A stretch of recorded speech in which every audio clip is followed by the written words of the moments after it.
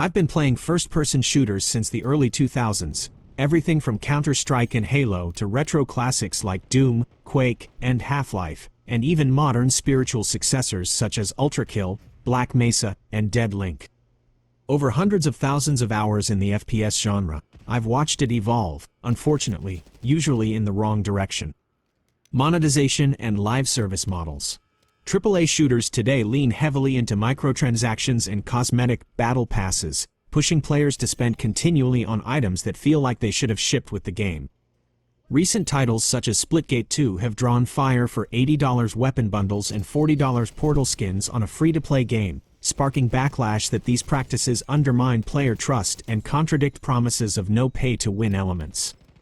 Meanwhile, predatory loot box and gacha mechanics, pioneered in MMOs in the mid-2000s, have become ubiquitous, blurring ethical lines and even drawing criticism from regulators over their parallels to gambling.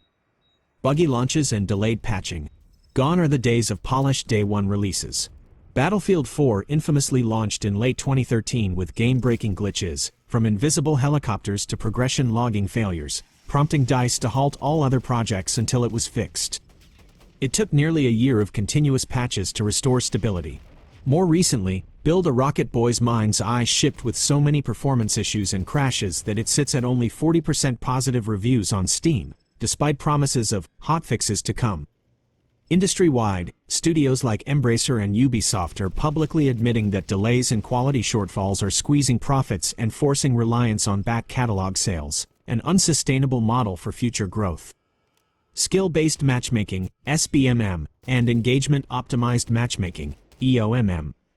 SBMM, originally intended to keep new players from getting steamrolled, has morphed into an engine of sweaty, tournament-level matchmaking in casual modes.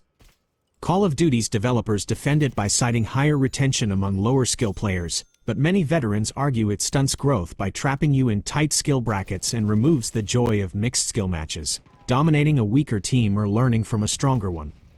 Even experiments to dial back SBMM, like Activision's stealth rollback tests, resulted in more players quitting due to blowout losses, which ironically reinforces the cycle of forced balance. Anti-cheat or lack thereof, balancing fairness versus privacy. Cheating remains rampant, yet anti-cheat solutions are a double-edged sword. Kernel-level drivers, used by Riot's Vanguard, Activision's Ricochet, and EA's new in-house system, can catch deep hacks but also grant deep system access that raises privacy and security concerns.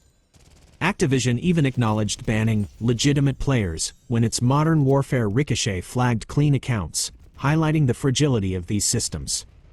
Meanwhile, communities continue to advocate for less intrusive, client-side or server-side detection methods that respect player privacy. The domino effect, how studio choices shape player behavior. It's easy to blame greedy studios, but monetization, SBMM, and anti-cheat are intertwined. Greedy monetization drives players to chase advantages, sometimes through skins with gameplay impact, leading to more stringent SBMM to protect lower-skill users, which in turn spikes frustration and fuels demands and profits for paid stat boosters or battle passes. Add buggy launches that eat into promised live service cycles, and you've got a self-reinforcing vortex.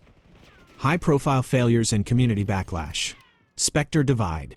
Backed by famous streamer Shroud and touting a Counter-Strike killer or Valorant killer label, Sceptre Divide launched in September 2024 with flashy $90 skin bundles and broken matchmaking queues.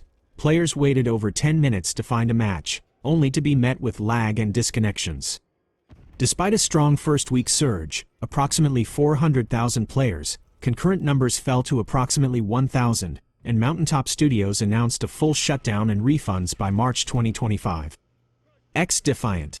Ubisoft's free-to-play arena shooter promised fast-paced, UBI-style action but suffered endless server and matchmaking issues at launch, then failed to retain enough players to justify continued live service support. On December 3, 2024, Ubisoft officially discontinued development, closed multiple studios, and initiated mass layoffs, while offering full refunds for founder packs. Marathon. Bungie's revival of its 90s sci-fi FPS morphed into a copy-paste high-stakes extraction shooter, but a rocky April 2025 alpha test drew sharp criticism for uninspired AI encounters and questionable asset use. In May 2025, Bungie admitted to a plagiarism scandal, and artists' designs appeared uncredited in the alpha build, and has since delayed the September 23, 2025 launch indefinitely to right the ship and rebuild trust. These examples underscore a broader trend. Even well-funded, highly hyped titles can crumble under the weight of server failures, monetization backlash, and unmet community expectations. The fallout from these dramas ripples through player trust and raises the stakes for every new shooter release. Where do we go from here? Demand transparency. Studios must publish roadmaps with concrete patch schedules and real metrics on cheating and bans. Push for optional SBMM. Give players a choice. Casual lobbies without strict skill filters alongside competitive playlists. Support polished indies. Smaller teams often ship complete, well-tested shooters. Spotlighting them can shift industry standards. Advocate for fair regulation. Loot box and predatory models need clearer guidelines, akin to consumer protection in other entertainment mediums.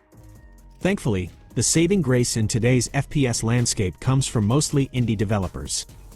Games like Deadlink, Deep Rock Galactic, Dusk, RoboQuest, Gunfire Reborn, Risk of Rain 2, and Ultrakill are proving you don't need hefty microtransactions or esports-grade matchmaking to make a fun experience.